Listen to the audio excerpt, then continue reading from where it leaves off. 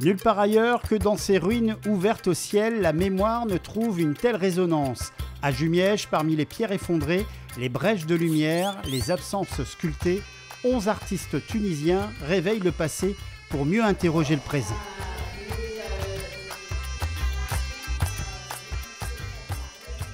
Alors le temps creuse même le marbre, c'est un proverbe issu du dialecte tunisien, donc du Tounsi, dont l'équivalent français pourrait être goutte à goutte, l'eau creuse la pierre.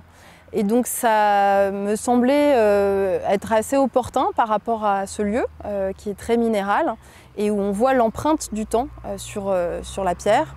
Et aussi faire écho au fait qu'il s'agit d'une exposition collective, que ce sont des travaux qui s'attachent plus aux micro-histoires, aux petites histoires face à la grande histoire. Donc la grande histoire, c'est les événements historiques, les figures héroïques. Et dans cette exposition, on a plutôt affaire à des récits intimes, parfois familiaux, des pratiques, beaucoup de pratiques portées par des femmes qui n'ont pas fait l'objet d'un travail historique, scientifique, documentaire jusqu'à présent. Et donc c'était aussi l'idée de dire que la somme des petites actions, des vies ordinaires, contribue à complexifier, à nuancer l'histoire avec un grand H, ou pour reprendre une phrase de Georges Perec, l'histoire avec sa grande H. En résonance avec les ruines de l'abbaye de Jumièges, cette exposition collective réunit 11 artistes de la scène contemporaine tunisienne qui explorent l'image sous toutes ses formes autour des thèmes de l'histoire et de la mémoire. Photographie et vidéo s'hybrident avec la broderie, peinture sous verre, dessin ou mosaïque, brouillant ainsi les frontières entre art contemporain et tradition populaire. Ici, la plasticienne Amira Lamti nous plonge dans l'univers de la machta, un rituel de mariage traditionnel du Sahel tunisien. Je suis artiste visuelle, j'ai 29 ans aujourd'hui. J'ai fait les beaux-arts de Sousse. J'ai fait de la photographie et puis un master de recherche en art visuel. La machta, c'est un travail, c'est une femme qui prépare la mariée pour la cérémonie de la henna à Sousse, dans ma ville natale. Et c'était ma grand-mère et c'est ma mère aussi. Donc j'ai travaillé sur un héritage de famille qui tombait par un pur hasard que ce métier s'est transformé de grand-mère à ma mère.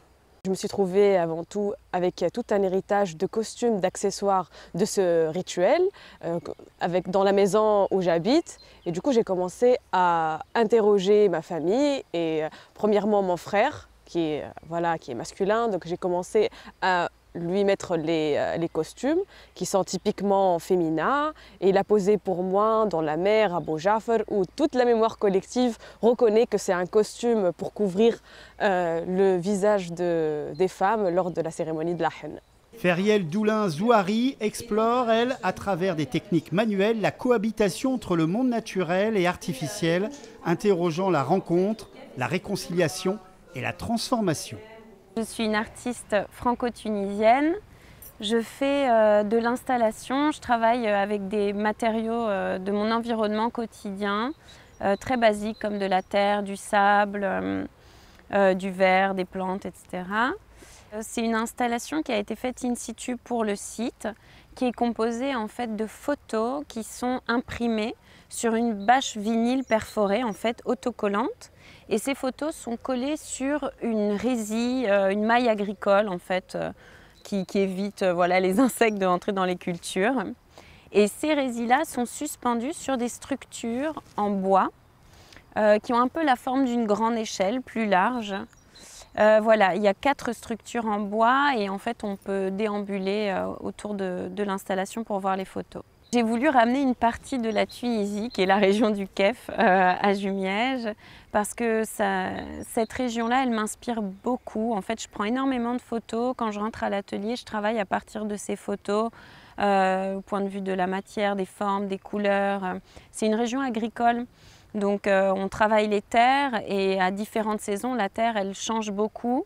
Ça m'a tenu à cœur de présenter ces photos sur des matériaux qui viennent aussi de la région, d'où la résille et le bois, qui a été aussi, c'est du bois mort qui vient d'une forêt brûlée, qui a été que j'ai récoltées en fait dans la forêt. J'ai choisi de manière légale et qu'on a fait ramener à Jumièges pour l'exposition. La pluralité des 80 œuvres présentées dans cette exposition collective est une belle manière de réveiller le passé pour mieux interroger sur le présent. Une exposition à découvrir jusqu'au 21 septembre.